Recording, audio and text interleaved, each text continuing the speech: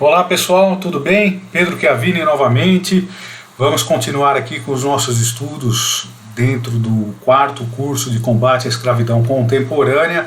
É um prazer, mais uma vez, como tutor aqui, colaborar nos estudos de todos nós, aqui na capacitação dos defensores públicos, defensoras públicas, agora membros do GETRAI. Esse vídeo é destinado hoje,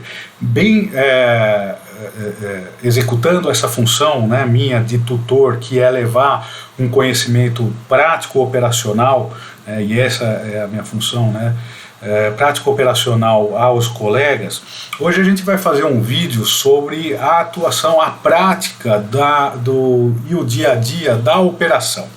Então, o nosso GETRAI aqui é composto por defensores públicos, defensoras públicas que já participaram das operações e também defensores que nunca participaram das operações de fiscalização. Esse vídeo é destinado mais a esses colegas. Fique à vontade em assistir, mas é uma visão bastante ampla, geral, nada profundo aqui sobre o dia a dia da operação. Vamos lá. O defensor público inicialmente vai saber da sua participação após a escolha pela SAGE daqueles que foram inscritos num determinado edital. Então, a DETRAI comunica à SAGE, à DPU, de que vai haver uma operação em determinado período de tempo, dia e local. A SAGE publica um edital e agora esses editais são destinados para os membros do GETRAI. Você se inscreve, havendo sorteio, fica sendo designado e ali, a partir desse momento que você foi designado para participar dessa operação, você recebe pela SAGE um compêndio ali de documentos PDF que tem as informações básicas sobre a operação que vai ser realizada, o local em que vai ocorrer, que houve as denúncias, em que há aquela possível fiscalização, a quantidade de trabalhadores que podem ser encontrados, a eventual atividade econômica que está sendo explorada ali, para você se preparar também, Cada atividade econômica tem sua peculiaridade, moinho de farinha, lavra de minério, garimpo, plantação de cebola, de batata e etc. E cada uma tem a sua peculiaridade, a sua exploração àquele trabalhador. Você fica sabendo também se é possível encontrar estrangeiros, migrantes ou só nacionais, então você já se prepara um pouco também na possibilidade de ter que regularizar a situação migratória daquela pessoa, lembrando, fazendo referência aos outros vídeos que já tivemos aqui, Portaria 320 agora prevê que a atuação dos membros do GETRAI vai ser ampla e integral, ou seja, mesmo que naquela determinada operação não houve resgate, a gente vai atuar no âmbito previdenciário, civil, documental, assistencial, migratório, mesmo não tendo havido o resgate. Então, havendo resgate, a atuação sim, não havendo resgate, mas tendo pessoas ali que demandam de alguma assistência jurídica, também vai haver a atuação da Defensoria Pública da União e os seus defensores membros do GETRAI. A primeira coisa, após o seu sorteio, a sua designação, que eu sugiro que você faça, pegar essa documentação, ler, e aí em seguida entrar em contato com o auditor fiscal do trabalho, que está mencionado nessa documentação, que vai ser o coordenador da operação. Porque entre em contato com ele e pergunte qual que vai ser a cidade em que vai haver o encontro da equipe. Porque muitas vezes nessas ações, que são divididas basicamente em 10 dias, os 5 primeiros dias são as diligências ao local onde vai haver a fiscalização. Os outros 5 dias são as reuniões com os empregadores e etc. Mas no primeiro dia, toda a equipe se encontra numa cidade onde tenha um aeroporto. Não necessariamente essa cidade vai ser a cidade base da operação. Pode ser que essa primeira cidade onde toda a equipe se reúne naquele aeroporto seja só para se reunir, e aí vocês se deslocam para a cidade base. E dessa cidade base vai haver então a pulverização das operações, das fiscalizações nos outros dias subsequentes, terceiro, quarto ou até quinto dia, né? Então no primeiro dia vai ser esse local de encontro. Então sugiro, entre em contato com o auditor fiscal e pergunte qual é essa cidade, qual é o aeroporto, qual é o dia que ele vai chegar, qual é a hora que ele vai chegar. Por que faz isso? Porque daí, então, com essa informação, você, defensor, entre em contato com o setor de diárias e passagens e já pede a expedição de uma diária, de uma passagem para esse dia e para o horário próximo, aquele horário que todo mundo vai chegar, para você encontrar essa equipe naquele local ali. Por quê? Lembrando, nós, defensores públicos, não temos viatura própria, então nessas operações vamos sempre colar junto com a equipe da Auditoria Fiscal do Trabalho. Então, muitas vezes a gente vai sempre estar na mesma viatura desse auditor coordenador, ou, eventualmente, se você fizer um arranjo com um membro do Ministério Público do Trabalho, também você pode entrar na viatura deles e as diligências você sempre se encaixa ali. Mas, caso contrário, a regra em si, até previsto no termo de acordo de cooperação aqui da Defensoria com o Ministério do Trabalho, o Ministério do Trabalho vai sempre conceder carona para o membro da Defensoria Pública da União. Isso está previsto expressamente no termo de cooperação, DPU, Ministério do Trabalho, tá? Está previsto, então, essa é uma das providências, né? Saiba aonde, que dia e hora eles vão chegar e você chega junto nesse período. Outra providência é obter mais informações sobre as diligências que vão ser feitas pela operação. Porque pode ser que aquelas informações que você tenha recebido pela SAGE não estejam completas. Está previsto também pelo coordenador da operação outras diligências complementares, porque do período da organização daquela operação até a efetivação desse primeiro encontro, pode ter sido incluído outras denúncias que tenham sido apresentadas pelo sistema AIP, pelo Disque 100, e é que aí a equipe viu que seja possível encaixá-las. Então você fica sabendo, né, o que você vai encontrar nesse período.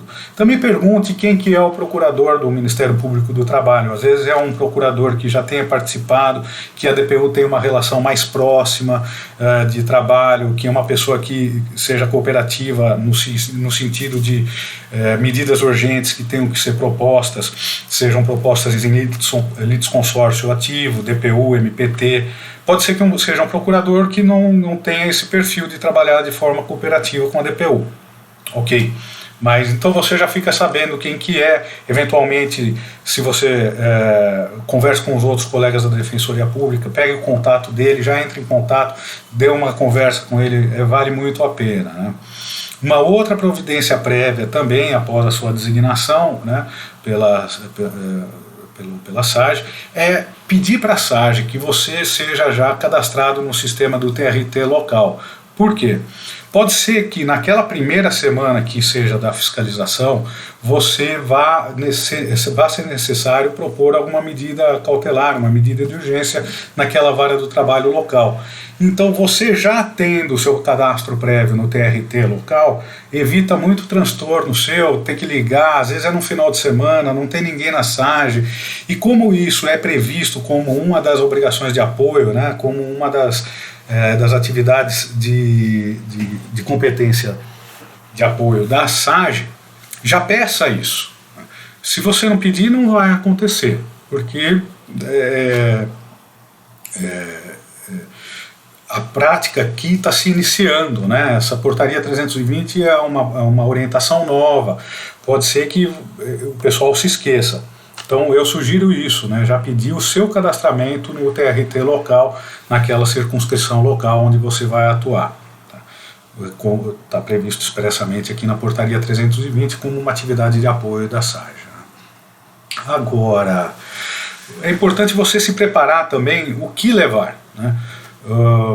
Eu sugiro sempre que leve uma calça comprida, mais resistente, aquelas camisetas compridas de manga longa, com proteção de UV, um chapéu, aqueles que protegem o seu pescoço, um óculos escuro. Parece que é bobagem, coisa muito banal e simples. Não é, principalmente para quem nunca participou, né? Essas são perguntas que no começo eu fiz ou tive que conhecer na prática. A minha primeira operação eu levei 2 malas de roupa. Não é necessário. Um monte de roupa, um monte de coisa, de equipamento, não era nada necessário. Então a gente tem que optimizar. Eu sempre lembro do oriental, do japonês que vai fazer uma viagem. Ele é bem minimalista, na sua grande maioria. E isso é algo positivo, é sempre minimalista. Então tente ser sempre minimalista, levando o essencial, útil e mais importante. Então, de roupa para o dia a dia, uma calça mais resistente, comprida, uma meia longa, um calçado com cano longo, uma camiseta com UV, proteção UV, um óculos, chapéu longo com proteção de tudo. Eu estou falando isso para uma proteção solar, proteção de mosquito, e aí sim, repelente, protetor solar, e de equipamento, notebook, essencial, o teu celular, um power bank, 1 ou 2 se você tiver, eventualmente se você tiver aquele dispositivo de ligar no acendedor de cigarro do carro, na saída de 12 volts do carro, que daí te dá na outra ponta uma tomada de 110, 220 volts. Isso é ideal se você puder, se tiver, vende em qualquer mercado popular aqui do Brasil, por precinho baratinho, e te ajuda muito. Eventualmente você está no campo, tua bateria acabou, liga aquilo e pronto, já resolveu, né? Pergunte também para o auditor do trabalho se a perspectiva de você dormir em campo. Como assim? Vai na operação, corre aqueles vários quilômetros, chega no local da fiscalização e aí vai ter que pernoitar em campo. Então, se ele falar que sim, já se prepare, leva uma barraca, aquelas barraquinhas pequenas de uma pessoa. Hoje em dia essas barraquinhas são minúsculas, dá para levar na mala, ou se não uma rede. Se você não levar, muitas vezes você não vai ter onde dormir, né? Vai ter que dormir no chão, etc., ou vai ficar conversando a noite inteira com o pessoal da Polícia Federal para passar o tempo. Ou levam uma garrafa PET de água, né? 1 ou 2, veja a sua necessidade, converse com o auditor quanto tempo que vai ficar. Um lanche prático para fazer ali. O pessoal, os motoristas da Detrai, muitas vezes eles levam um fogareirozinho, então eventualmente a água quente você vai ter para fazer um miojo, é isso que eu quero dizer. Água, uma alimentação, um sanduíchezinho, uma barrinha de cereal, ou seja, coisas práticas, né? Não vai levar algo que seja difícil de se elaborar, porque você não vai conseguir preparar isso. Ou uma fruta, não banana, porque amassa muito. Estou falando, é coisa bem prática, né? Do dia a dia mesmo. A banana pode ficar muito amassada, ou seja, frutas duras. Mulheres, se preparem, né, na questão das necessidades mais específicas, e também questão de higiene pessoal, uma mudinha de roupa, eventualmente, se for uma perspectiva de 2 noites em campo. O nosso colega Gustavo Virginelli que o diga, que se não me engano numa das operações foram 2 noites em campo. Estou falando, é uma exceção? Mas pode acontecer, tá? Então, equipamentos, é isso aí que sejam necessários ou você se preparar, né? No dia da operação, da fiscalização, eu utilizo, funciona para mim, eventualmente pode funcionar ou não para você, o meu próprio celular, um iPhone. Eu abro aquele aplicativo Notas, naquele aplicativo Notas que evoluiu bastante. Então, eu encontrando uma determinada situação onde há eventualmente um encontro de trabalhadores, eu vou registrando qualificação do trabalhador, contato do trabalhador, se ele não tem celular, um familiar próximo que ele esteja sempre em contato, endereço, com eventualmente, se tiver CEP, anota, porque você já se prepara para uma eventual futura reclamação trabalhista ou ACP e a eventual necessidade de contactar então esse trabalhador. Obtém essas informações. Ele está com documento de identificação, tire frente e verso. Lembra, CPF é essencial você registrar isso também. E registre em seguida a situação em que ele se encontrava, data provável de entrada naquela atividade laboral, qual é a atividade laboral que ele estava exercendo, quais eram as condições que ele estava se submetendo, que se caracterizava o trabalho escravo. Tire foto dele, do local e vai fazendo de forma organizada, faça conforme a sua organização. Para mim funciona dessa forma, se para você adote isso, se não, crie a sua. É muito importante você se preparar de forma organizada, porque se deixar para depois, é muita informação, as coisas se perdem.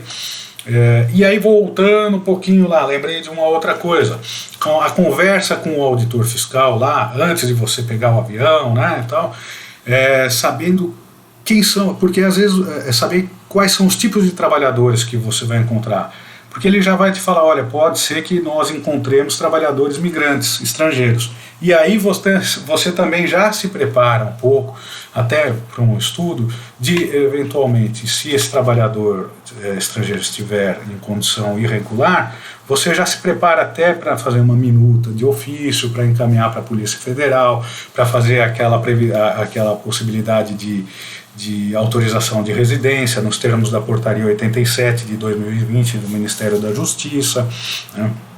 Dá uma lida ali nos artigos da Lei de Imigração, mas a Portaria 87 já resolve muita coisa para você nessa situação, se houver o flagrante, né? Temos esse assunto já num vídeo específico. Então você também se prepara para aquela atividade, o que você vai encontrar, qual o tipo de trabalhador. E aí voltando, né, onde eu tinha feito esse parênteses. Faça o registro tudo no seu celular. Né? Leva um notebook, power bank, como eu falei, nessas operações. E vá conversando, lembrando que a operação ela é um conjunto de atores. Né? E agora, esse conjunto de atores significa o seguinte, que no dia da fiscalização vai haver um flagrante, eventualmente, de trabalho escravo, vai haver um encontro de uma situação.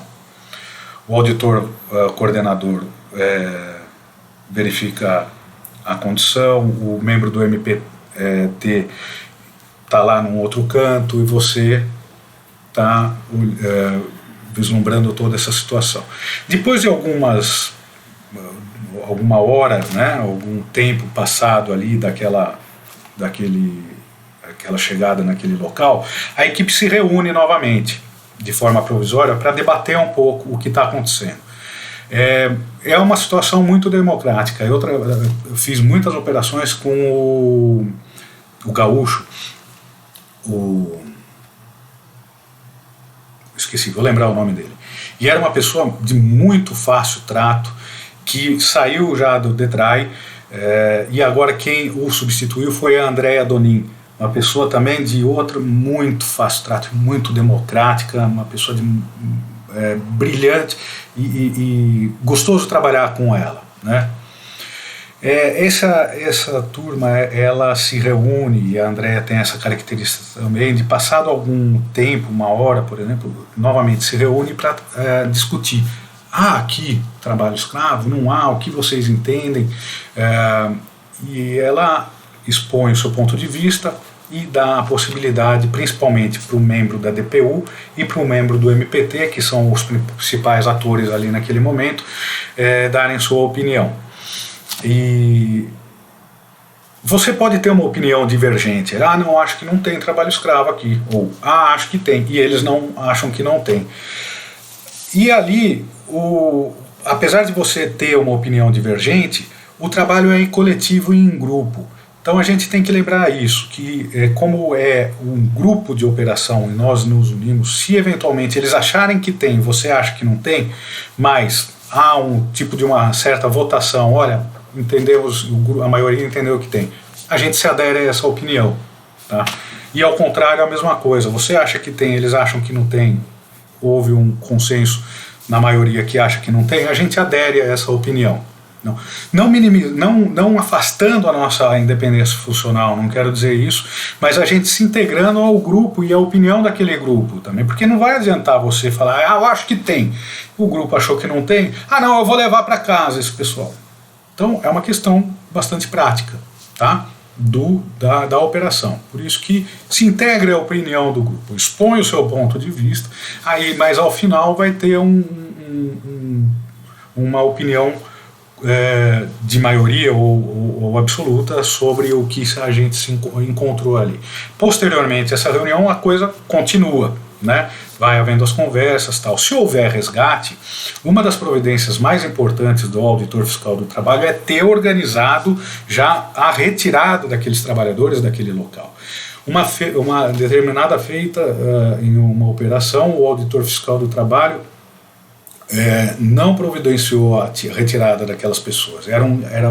Foi a minha última operação que eu fiz, na qual até peguei Covid, me traumatizei um pouco, mas o auditor fiscal do trabalho não providenciou. Houve o resgate, muito bonito, caracterizou o trabalho escravo, uma equipe gigantesca, mas não tirou, não trouxe o ônibus, não estava preparado, não tinha telefone que funcionasse ali, foram 600 quilômetros da nossa cidade base até o local, e era bem previsto que haveria o resgate por parte dele, até naquela conversa prévia que eu tive pelo telefone também, era garimpo.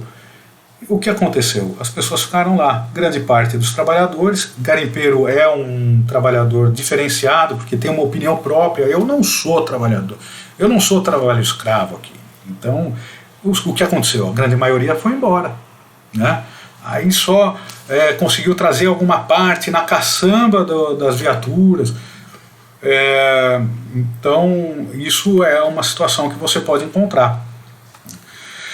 O que eu estava falando é que, havendo o flagrante, o auditor fiscal do trabalho já tem que ter providenciado a retirada daqueles trabalhadores, caso os empregadores não o façam. E naquela situação específica que eu mencionei, os empregadores não estavam naquele local.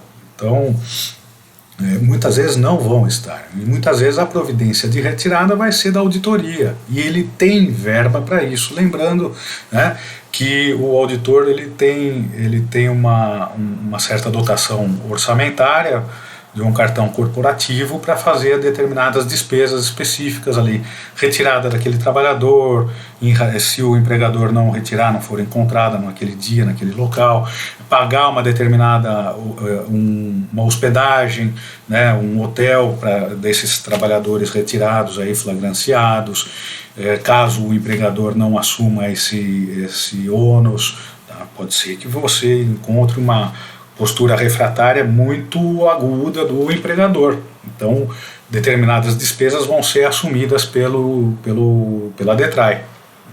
Isso, a questão de cobrança regressiva é uma questão com a AGU e DETRAI, etc., né? Não te pertence.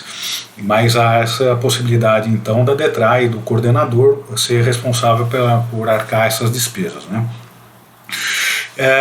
Sendo retirado, então vamos imaginar numa operação que teve esse resgate e esses trabalhadores foram para um determinado local, né? E aí há novamente o deslocamento de toda a equipe. Pode ser que no dia seguinte aqueles trabalhadores ficam ali naquele local, tal, ficam ali esperando um pouquinho, e aí no dia seguinte tem um outro ponto a ser fiscalizado, e aí tudo se repete, e aí todas as suas providências se repetem. Muita coisa você vai ter que desenvolver ali de prática no momento, né? E aí isso aconteceu nos primeiros, vamos dizer, 5 dias, né? Vai ter um intervalinho de final de semana e é onde eu te sugiro que já se prepare ali para a segunda semana ou para o segundo período de 5 dias, onde vai acontecer as reuniões com os empregadores. E lembrando, defensor público, defensora pública, sempre participe dessas diligências. Ah, não, vou ficar no hotel. Não, o teu compromisso, conforme todas as normas aqui, e compromisso institucional, é participar dessas operações e ir em loco, e ir nas conversas, nas reuniões com os empregadores, num segundo momento, né? Ficar no hotel, e aí eu abro um parênteses, né? Temos notícias de colegas nossos que saíram para tomar alguma coisa à noite, no dia seguinte não estava muito bem disposto, e aí não participou da operação. Outra postura um pouco que a gente tem que, que a gente tem que evitar, o defensor público, a defensora pública está indo nessas operações com um foco específico, que é a defesa do trabalhador. Se eventualmente você vislumbra que o empregador está sendo prejudicado nos seus direitos ali, ok, você pode até comunicar com o coordenador do GT, Dr. Raman, hoje, né, falar, olha, o colega coordenador, vai haver a necessidade de designar um outro defensor público para fazer a assistência jurídica daquele empregador, mas ali você está para o trabalhador, né? A gente teve notícia de que a coisa se reverteu, houve a defesa do empregador, e lembrando, o nosso compromisso ali é com o trabalhador. Se houver o vislumbre de uma defesa, se não estiver havendo também algo temerário por parte do auditor fiscal, aí ninguém pode coadunar, você faz a defesa de todo mundo ali, né? Mas sempre na medida do possível. Mas não havendo algo temerário, ali a sua postura é em prol ao trabalhador, né? Então, lembrando, nesse final de semana que você tem entre esse período de intervalo entre o primeiro período, que é as operações de diligências, e o segundo, que é as reuniões, se prepare, já minute, faça a minuta de um TAC, quer seja um TAC emergencial, quer seja um TAC que você vislumbre que pode ser definitivo, já coloque ali as informações que também nesse período de final de semana, os auditores fiscais do trabalho vão fazer um cálculo das verbas trabalhistas. E você então já faça uma minuta de TAC na qual o empregador vá pagar essas verbas trabalhistas. Eventualmente já coloque ali nas cláusulas do TAC os danos morais individuais que possam ser cobrados daquele empregador. Já coloque também você encontrou determinadas condições que caracterizavam o trabalho escravo ali, ambiente degradante ali, então já coloque as condições em que haja um compromisso de melhoria daquelas condições em que os trabalhadores foram encontrados, como alguma reforma, construção de um dormitório, construção de um banheiro. Já coloque também uma possibilidade de cronograma para que isso ocorra. Deixe aberto ali, deixe para você ir preenchendo, né, conforme você vai encontrar na segunda semana com o empregador, mas já minute isso. Defina também como que vai ser o seu processo de acompanhamento e fiscalização disso, porque pode ser que você tenha que protrair no tempo essas obrigações. Então já define, olha, vai cumprir no período de X, depois você complementa, e o acompanhamento vai ser com o encaminhamento de fotos comprovantes de pagamentos através do e-mail, e aí o seu e-mail institucional, né? Então isso é muito importante, você já minutar esse TAC nesse período, nesse intervalo entre a primeira fase e a segunda fase da operação. Uma coisa muito importante, um parênteses, né, quanto aos danos morais, por exemplo. Muitas vezes a gente vai encontrar um miserável explorando o miserável, né?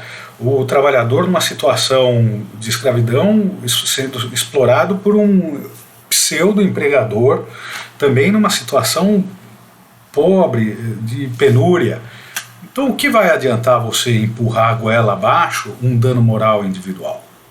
Não vai adiantar nada. às vezes não coloque isso como condição no TAC. Mas uma outra coisa são as verbas trabalhistas, né? Como eu falei, o pessoal da auditoria do trabalho vai preparar nesse intervalo os cálculos das verbas trabalhistas, e essas são indisponíveis. Então você coloca ali no TAC, olha, vai pagar, e aí a nossa experiência, quando? Ali, naquele momento.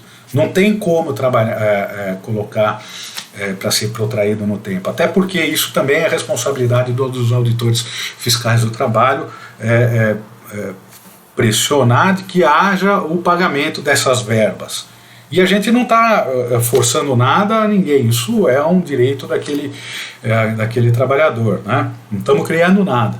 Então a gente vai colaborar nesse momento, através até da formalização desse TAC, e a cobrança disso aí. Você coloca no TAC, olha, pagou nesse momento, então, ok. E há essas outras condições de melhorias de ambiente de trabalho, né? Só um minuto. Lembrando, nesse período você pode encontrar aqueles trabalhadores imigrantes. Você já se prepara fazendo o seu ofício para encaminhar para pedir a regularização migratória, né, desse estrangeiro. E lembrando, a portaria 87 fala que em qualquer unidade pode ser apresentado esse pedido. Então, aquela unidade responsável por aquela área territorial em que houve o flagrante, né? Outra coisa importante é o encaminhamento desses trabalhadores ao Serviço de Assistência, o SUAS, lembra? O Serviço Único de Assistência Social, que é composto nos municípios pelo CRAS, CREAS, PAEF, né? Então, se não houver, lembrando o que a gente já viu no vídeo anterior, né? O CRAS é um serviço básico de assistência social, o CREAS é um serviço especializado. Se naquele local não houver um CREAS, é o PAEF, que é um protocolo de atendimento daquele serviço social básico que existe naquele município. Se não tiver nada, Secretaria de Assistência Social. Voltando um pouquinho, lembra aquelas atuações, aqueles preparos logo que você entrou em contato com o auditor fiscal, né, você vai saber qual que é o município base ali, a tua sede. Já veja naquele município se tem Secretaria de Assistência Social, se tem CRAS, CREAS. Pegue o contato dessas equipes, né, pegue eventualmente o contato de plantão. Por quê? Vai entrar em contato antes e vai avisar? Não estou falando isso até mesmo porque para preservar o caráter de sigilo dessas operações. Mas saiba quem são aquelas pessoas, aquelas equipes, porque havendo resgate vai ser encaminhado e eles vão ser uns parceiros nossos, né, no acompanhamento dessas pessoas resgatadas. Porque eles vão ser, a gente já viu isso em vídeo anterior, eles vão ser responsáveis por encaminhamento dessas pessoas a programas de transferência de renda, cadastramento desse trabalhador no CAD único. O CAD único hoje todo mundo aqui conhece, quem trabalha com direito previdenciário na defensoria, quem não trabalha, mas já trabalhou com direito previdenciário aqui na DPU. Hoje em dia é essencial o trabalhador ter CAD único, ter sido cadastrado no CAD único, né? E quem vai fazer isso é o Serviço de Assistência Social local. Às vezes eles não estão preparados, não conhecem, olha, nunca vimos um trabalhador, o que a gente tem que fazer com situações de trabalho escravo. Aqui na nossa biblioteca do módulo 1 tem um passo a passo das atuações do Sistema Único de Assistência Social, então vale a pena dar uma lida, quais são as responsabilidades dele, até para você, olha, colega assistente social, veja, me passa o teu e-mail, vou te encaminhar isso aqui é o teu roteiro do que você vai fazer. E aí voltando, cadastro no CAD único, inclusão daquela pessoa nos programas de assistência social. Hoje o programa do Auxílio Brasil, que é o antigo Bolsa Família, prevê, é uma portaria de 2012 que prevê a regulamentação do programa Auxílio Brasil. No artigo 3º, se eu não me engano, inciso 2º, define como sendo as vítimas de trabalho escravo, em segundo lugar, com prioridade para o recebimento do Auxílio Brasil. Então isso é importantíssimo, né? Encaminhar esse trabalhador resgatado para o Serviço Único de Assistência Social, para que então ele possa receber o seu benefício ou ser incluído no programa. Vai ser também de responsabilidade do SUAS local ali, né, da equipe local de assistência social, o encaminhamento desse trabalhador para o INSS para obter um benefício previdenciário, para a documentação nacional. Então, leia lá o fluxo, está definindo quais são as atribuições que são importantes. Na nossa biblioteca tem um documento chamado, um minuto, o Sistema Único de Assistência Social, SUAS, no combate ao trabalho escravo e ao tráfico de pessoas, tá bom? Tem ali esse documento, leia, vale a pena aqui se preparar, porque lembrando, turma, colegas, queridos amigos, a nossa participação agora nas ações, operações de trabalho escravo, de fiscalização de trabalho escravo, tem um novo paradigma, né, uma nova visão, pelos compromissos assumidos pela Defensoria Pública da União, pela legislação interna corporis, nos termos da Portaria 320, que traz uma amplificação das nossas atribuições, inclusive para aqueles que foram encontrados lá e não foram resgatados, tá?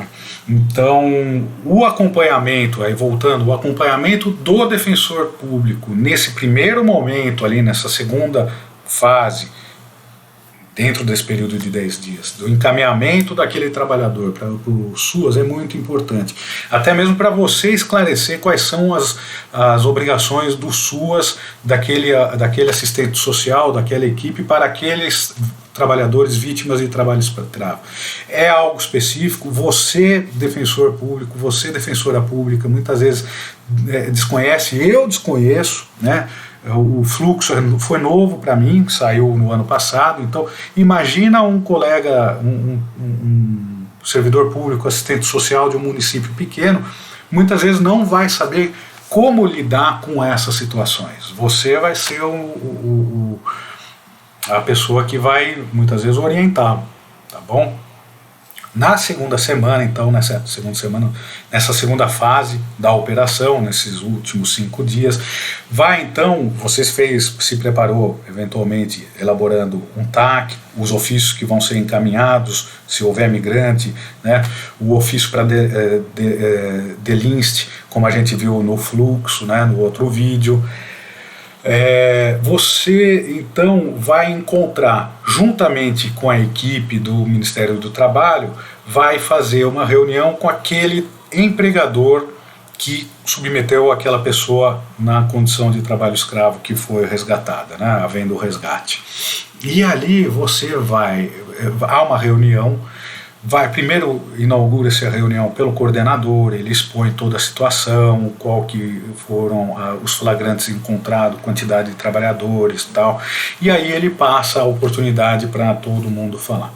É uma oportunidade interessante para você expor que ali é o momento em que o empregador tem para resolver, no ponto de vista individual, né, de assistência jurídica individual, aí, dos direitos individuais do trabalhador, é o momento em que o empregador tem para resolver aquela situação, pagando verbas trabalhistas, danos morais individuais,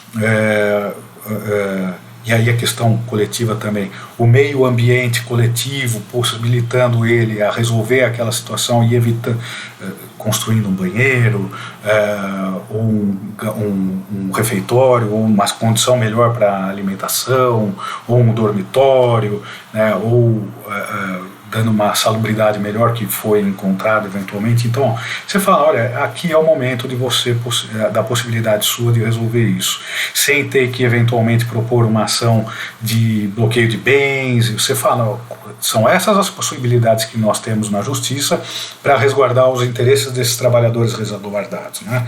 A gente joga todas as cartas. Eu já fiz muito isso. A gente não é, veja bem, não é uma ameaça, mas a gente está dando uma aula de direito processual para aquela pessoa empregadora que fala, expondo quais são as possibilidades do processo civil ou do processo de direito do trabalho que há para resguardar os direitos daqueles trabalhadores, né? Bloqueio de bens, bloqueios de verbas, interrupção daquela atividade econômica, bloqueio do dinheiro em saldo, em conta, e etc. Né? Então, você expõe essa situação, que é uma situação que poderia ser alcançada caso não haja a celebração de um acordo através do TAC. E muitas vezes sempre, não sempre, muitas vezes funcionou. Né? Essa é a minha sugestão. Sempre de forma educada, mas incisiva, expondo, sem qualquer tipo de abuso, as possibilidades de resolver aquela situação naquele momento. Funciona, subscreve, né, todo mundo, se o MPT participou da elaboração do seu TAC, todo mundo subscreve ali, assina, obtenha testemunhas, porque eventualmente aquele TAC vai ser um título executivo, né, caso não haja o cumprimento daquelas determinadas obrigações. Basicamente é isso, pessoal. Eventualmente, se não houve o aceite das condições ali propostas no TAC, aí vai ter que se socorrer da justiça.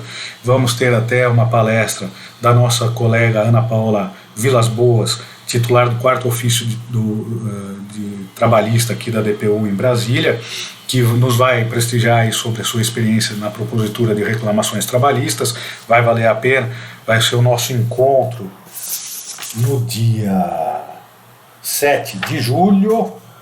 Então, não havendo a celebração de um TAC, vai ser necessário uma propositura de reclamações trabalhistas ou de uma CP coletiva, né? Vai ser analisado juridicamente conforme o seu ponto de vista, né? Encerrou aquela operação, lembrando, esse intervalo aí que você fez a minuta, você já instaurou o seu PAGE na Caixa 54, no ofício Resgate de Trabalho Escravo, já fez na narrativa, colocou o seu nome como defensor público federal, defensora pública ali, a primeira coisa que coloca na narrativa, fez uma narrativa circunstanciada de toda a situação, anexou toda a documentação, anexe isso aí no PAGE, é importante, porque eventualmente você está afastado. Lembrando, a portaria 320 prevê que a lista do GETRAI seja uma lista também para prática de atos, né? Ou seja, você é responsável daquele PAGE, está afastado por qualquer motivo das suas atividades fim, e eventualmente há uma intimação, uma providência a ser adotada, a SAGE vai encaminhar aquele PAGE para algum dos membros daquela lista do GETRAI. Então, o mesmo procedimento dos nossos PAGEs comuns aí na Defensoria Pública, né? Deixa aquilo preparadinho ali para eventualmente um outro colega poder entender aquela situação. Estou falando básico? Estou, mas até o curso aqui tem gente inscrita, colegas nossos que assumiram recentemente, então por isso que eu estou mencionando às vezes o beabá, peço desculpas.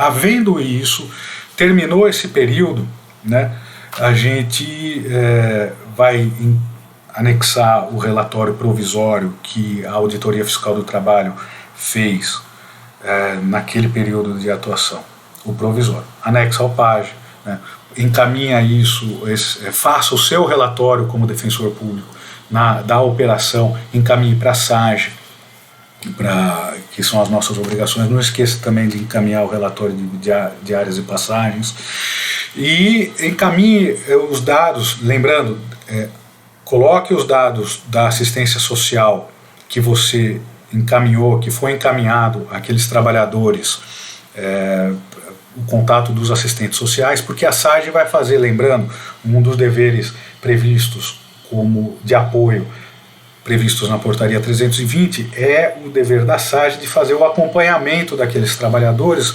naquele sistema único de assistência social para o qual foi encaminhado aqueles trabalhadores. E a SAGE vai fazendo esse acompanhamento.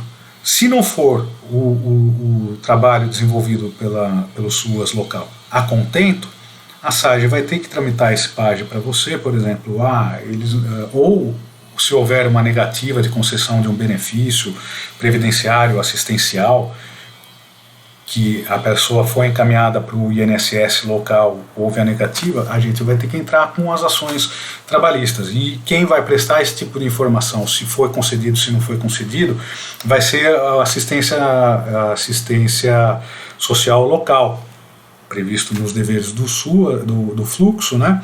E aí ele vai contactar, comunicar, ou a SAGE comunica a eles, ou a gente entra em contato com eles, ou eles entram em contato com a gente e esclarece, olha, aquele fulano de tal que foi resgatado, o INSS negou o benefício.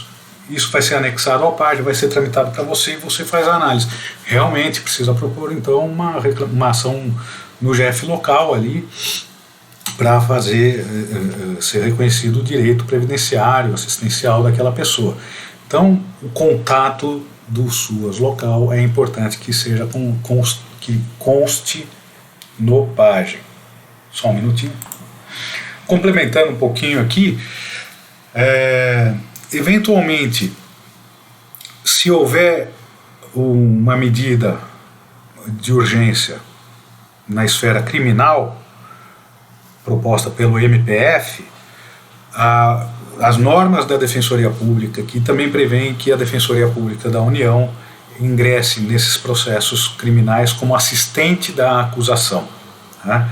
E isso, eu realmente agora não me recordo a previsão específica disso, algum colega vai poder me recordar, mas previsão expressa da atuação da Defensoria Pública da União como assistente da acusação em processos criminais. Até porque nos processos criminais a gente tem que requerer também, eventualmente, o resguardo do patrimônio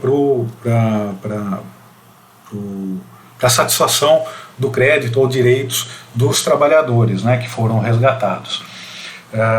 Lembrando, expedição de documentos, encaminhamento de natureza previdenciária, assistencial, moradia, saúde, assistência. Bom, o leque integral, né? É isso aí. Eventualmente, no caso de propositura de ações civis públicas, lembrando que o defensor público atuante no GETRAI vai atuar de forma complementar ao Defensor Regional de Direitos Humanos, no meu ponto de vista, um complementar institucional, né, ampliando a atuação do Defensor Regional de Direitos Humanos naqueles casos em que houve a atuação da Defensoria nas fiscalizações, e não complementar no sentido de auxiliar, ou seja, propôs aquela reclamação, aquela ação civil pública e tramita para o defensor regional. Não entendo que seja dessa forma, né? Até para evitar eventualmente conflitos negativos de atribuição. Pessoal, basicamente é isso, tá? O dia a dia da operação. E agora o nosso próximo vídeo vai ser o vídeo sobre o módulo 2. No módulo 2, vou fazer uma análise breve sobre o módulo, a visão prático-operacional do módulo 2, né? Então eu vou fazer um vídeo sobre o que é mais importante no aspecto prático-operacional dentro do conteúdo do módulo 2, e uma análise também da Instrução Normativa 139, que é a Bíblia dos Auditores Fiscais do Trabalho. Aqui, Instrução Normativa 139, de 22 de janeiro de 2018. É a Bíblia dos Auditores Fiscais do Trabalho, o procedimento de atuação deles nas ações de fiscalização. Tá bom? Muito obrigado, um grande abraço e até mais. Tchau, pessoal.